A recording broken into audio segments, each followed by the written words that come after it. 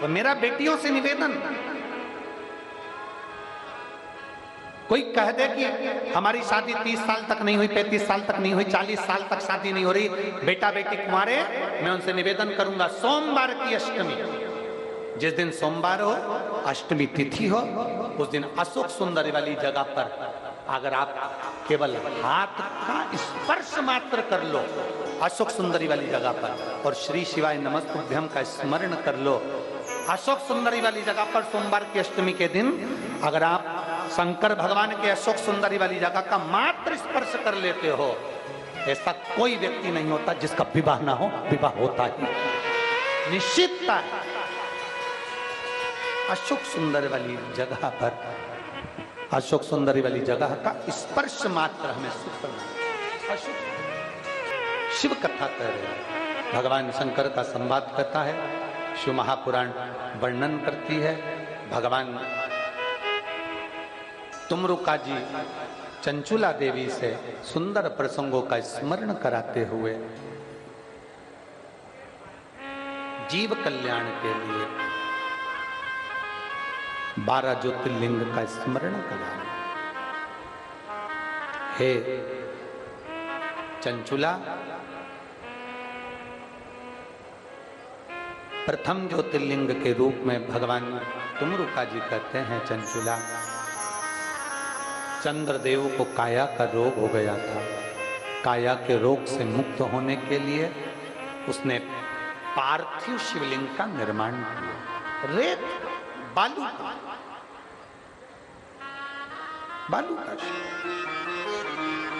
शिवलिंग बनाने का फल क्या होता है? ब्राह्मण शिवरात्रि पर, सावन महीने में, प्रत्येक मासिक शिवरात्रि पर, प्रत्येक प्रदोष पर आपके घर पर आकर पार्थिव शिवलिंग का निर्माण कराते हैं, या आप स्वयं शिवलिंग का निर्माण करती हो। उस पार्थिव लिंग के निर्माण का फल क्या है? क्या फल उसे? जब लंकाधिपति रावण को मारने के लिए मेरे राम जी रामेश्वर धाम की स्थापना करते हैं,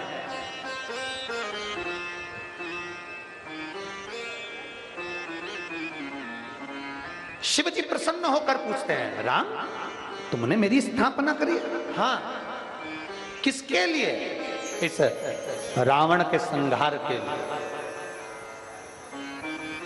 मेरे भगवान भोलेनाथ कहते हैं, राम तुम अयोध्या से चले थे, अपने पिता का एक गुण तुमने अपने अंदर धारण कर लिया था। आपके पिताजी प्रतिदिन शिवलिंग की पूजन करते थे, आपने वो गुण लिया, नियम बनाया, जब तक मैं शंकर के शिवलिंग का पूजन नहीं कर लूंगा तब तक कुछ ग्रहण नहीं करूंगा। जहां जहां राम जी रात्रि रुकते थे, सुबह उठते ही शंकर के शिवलिंग का निर्माण करते थे और उसकी पूजन करते थे। स्वयं मेरे भोलेनाथ जी ने कहा, राम क्यों चिंता करते हो? पूरे राम पथगमन में भारत सरकार के द्वारा राम पथगमन बना है। अयोध्या से लेकर लंका तक के, रामेश्वर तक राम पथगमन बनाया गया है। पूरे राम पथगमन में जहां राम जी पैदल चले हैं, बहुत सुंदर सुंदर बनाया गया है। उस पूरे राम पथगमन में आप कभी मौका लगे तो चलकर जाना, देख कर आना।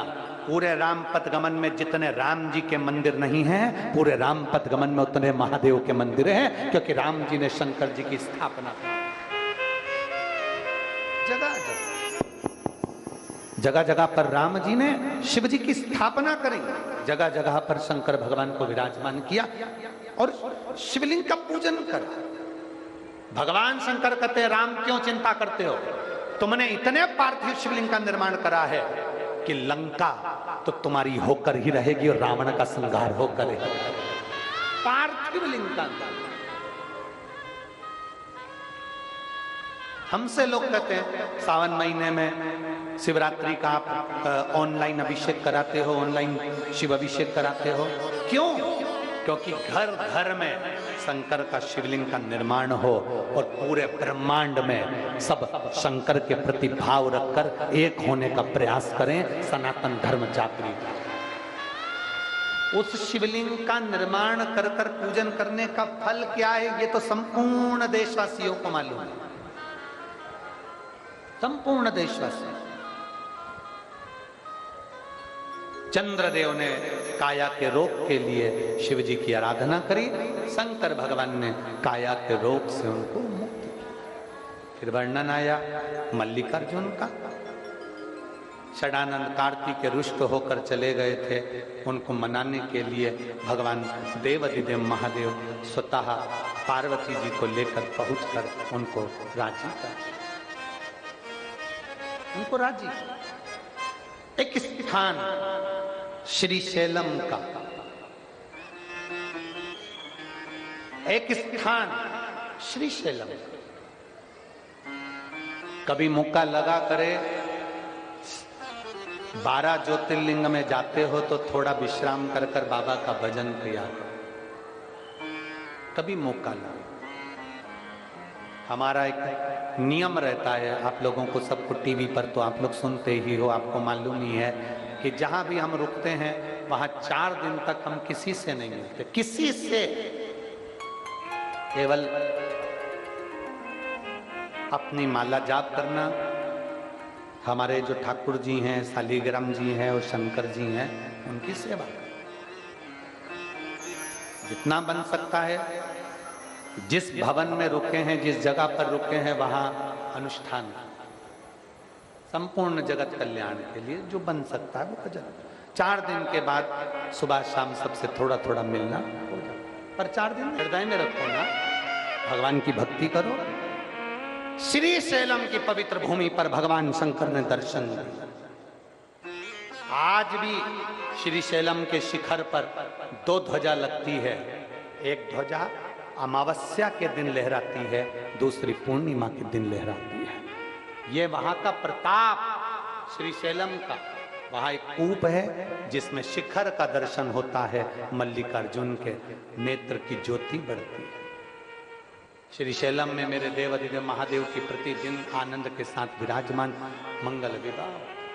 बोल मल्लिकार्जुन भगवान की। अगला वर्णन आया है महाकाल। दूषण नाम के राक्षस के संहार के लिए काल अधिपति महाकाल प्रकट हुए। समय आया इनके तप से प्रकट हुए और ओमकार के रूप में विराजमान। विंध्य पर्वत के तप से भगवान नर्मदा के आनंद में विराजमान। अगला वर्णन आया है केदारनाथ। नर नारायण के तप करने से भगवान शिव प्रकट होते हैं। फिर भीमाशंकर, कुंभकर्ण के बेटे भीम का संहार कर कर शिव भीमाशंकर बनते हैं। अगला वर्णन आया काशी विश्वनाथ। मनु शत्रुपा का तपल प्रकट कर कर भगवान विश्वनाथ के रूप में विराजमान होते हैं।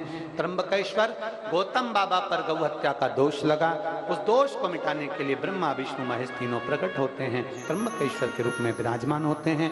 वैद्यनाथ, रावण भगवान शिव को लेकर जा रहा था, भगवान भूमि पर वैद्यनाथ के रूप में विराजमान हो जाते हैं। अगला वर्णन है नागेश्वर। दारूक नाम के राक्षस के संहार के लिए शिव नागेश्वर बन जाते हैं। फिर आया है रामेश्वर।